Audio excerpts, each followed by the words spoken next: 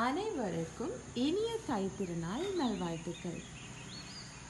பொங்குறதுக்காக ready ஆயிட்டு வந்து வெளியில பார்த்தா நம்ம சூரிய பகவானை காணல கிழக்குல. இப்பயா அப்பயா நான் மழையை பொழிவுன்ற மாதிரி இந்திர பகவானும் வெயிட் பண்ணிட்டு இருக்காரா. சரி, இதுக்குள்ள நம்ம ஒரு முழுக்க போட்டுட்டு வந்துருவோம் அப்படின்ட்டு எங்கால திரும்பினா நம்ம சவுந்து குட்டி மொழிட்டு பூ வாங்கிட்டு இருக்காங்க. ரைட், அவங்களை அப்படியே பார்த்துட்டு நம்ம தோட்டத்தை ஒரு விசிட் பண்ணிட்டு போய் முழுக்க போட்டுட்டு பொங்கலை செய்வோம் அப்படின்ட்டு கிளம்பிட்டேன். வாங்க பொங்கல் செய்வது எப்படின்றத பார்ப்போம்.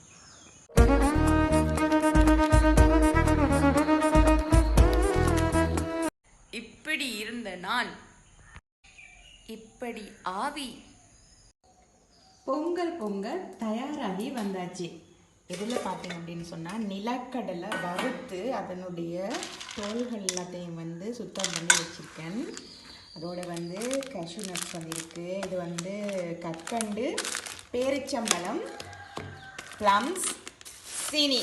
சர்க்கரை இங்கே இல்லை, அதனால் சீனி இருக்குது. அரிசி கழுவி, அரிசியும் பயரும் பாசிப்பயிர் இருக்குல்ல, அரிசியும் பாசிப்பயிரும் கழுவி தண்ணியில் கொஞ்சம் வச்சுருக்கேன்.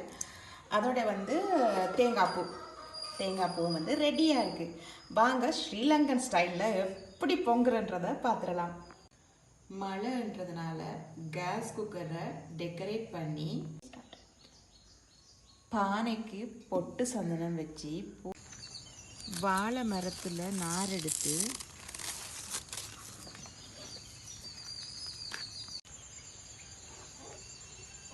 பூ ஆஞ்சி வாழை நாரில் வச்சு கட்டணும் பூவை.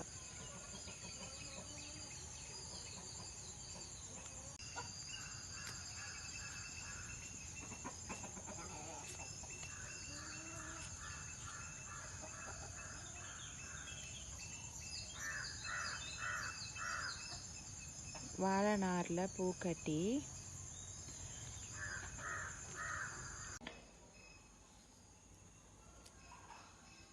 அதோட ஒரு இஞ்சையும் வச்சு கட்டி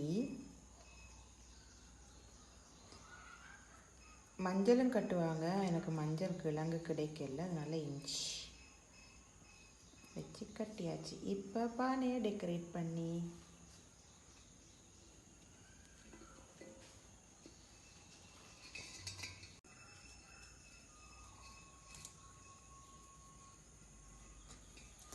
பொங்கல் பானை தயார்.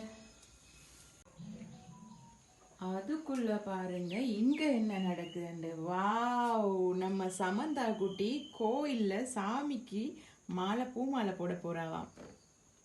அதனால பூ கொடுத்துட்டு இருக்கா. யார் சாமிக்கு போட போறீங்க? பார்வதி அம்மாக்கு. வடிவாக்க இருக்கிறீங்களே பூ மாலை. தேங்காயை அரைச்சி முதலாம் பாலை வேறையாகவும் ரெண்டாம் பாலை பானைக்குள்ளேயும் ஊற்றிடுவான்.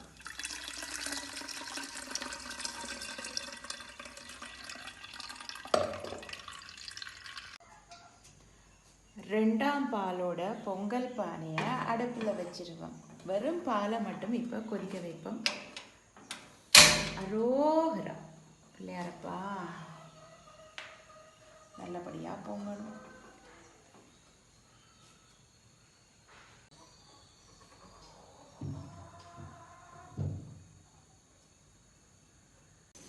ரெண்டாம் பால் நல்லா பொங்க ஆரம்பிச்சிருச்சு. இப்போ நம்ம தலைப்பாலை ஊற்றிக்கொள்ளுவோம்.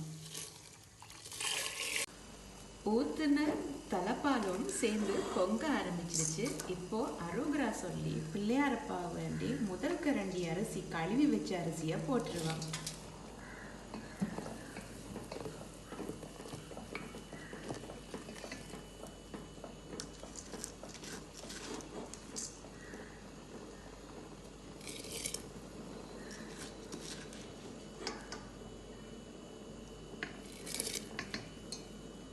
பொங்கலுக்கு எடுத்த அரிசி பயிரில் ஒரு கைப்பிடி குருவிகளுக்கு தானமாக கொடுக்கணும்.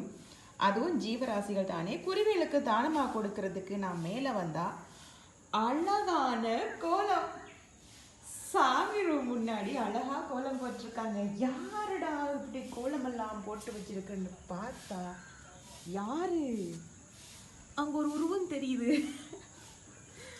எந்த உருவண்டா அது கோலம் போடுதுன்னு பார்த்தா நம்ம சமந்தா குட்டி கோலம் போடுறாங்க. அச்சு வச்சு கோலம் போடுறாங்க.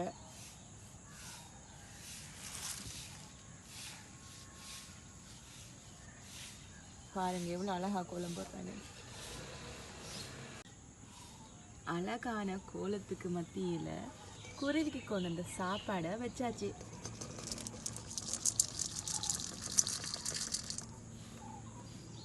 அரிசி வெந்து வர ஆரம்பிச்சிட்டு பாருங்க. போட்ட அரிசி வந்து கொஞ்சமா போட்டோம், இப்போ முக்காவாசி வரைக்கும் வந்துடுச்சு. இது வந்து முக்கா பதத்துல வந்து அரிசியும் பயரும் வந்து அவிஞ்சிடுச்சு. இப்போ இந்த ஸ்டேஜில் நம்ம வந்து ஒரு பிஞ்ச் உப்பு, அதோட சீனி, சர்க்கரை இல்லை அதனால சீனி யூஸ் பண்றேன். ஒரு பிஞ்ச் உப்பு, சீனி,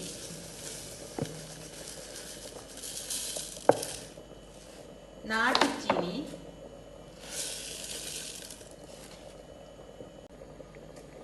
இதை இப்போ நல்லா கிளறி விட்டுருவோம். சீனி எல்லாம் நல்லா மிக்ஸ் ஆகிறதுக்கு நல்லாவே கிளறி விட்டுறணும்.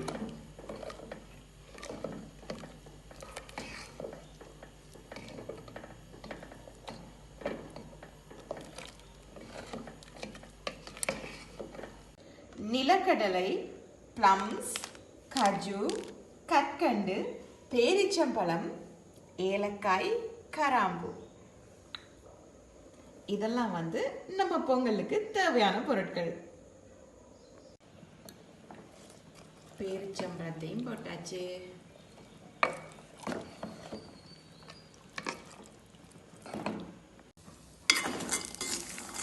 நிலக்கடலை, கஜு, பிளம்ஸ் எல்லாத்தையும் வந்து நெய்யில் நல்லா வறுத்து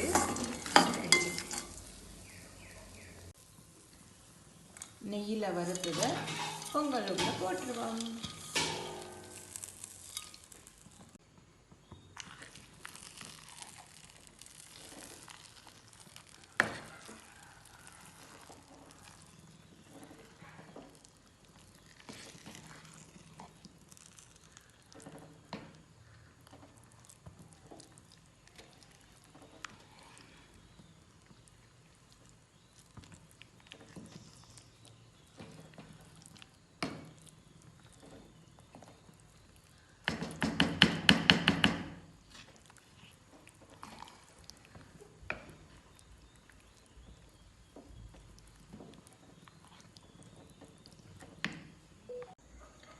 ஏலக்காவையும் கராம்பையும் நல்லா இடிச்சு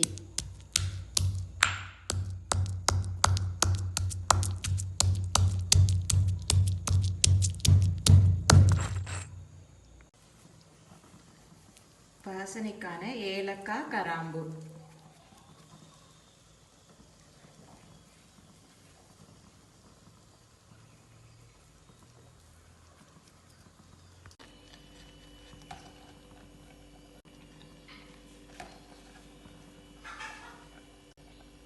பொங்கல் ரெடி.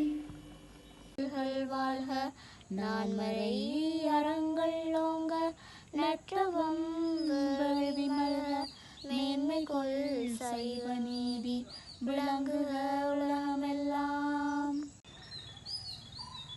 மலை மேக மூட்டத்துக்கு நடுவுல கொஞ்சமா தெரிகிற சூரியனுக்கு சந்தோஷமா பொங்கலை படைச்சாச்சு.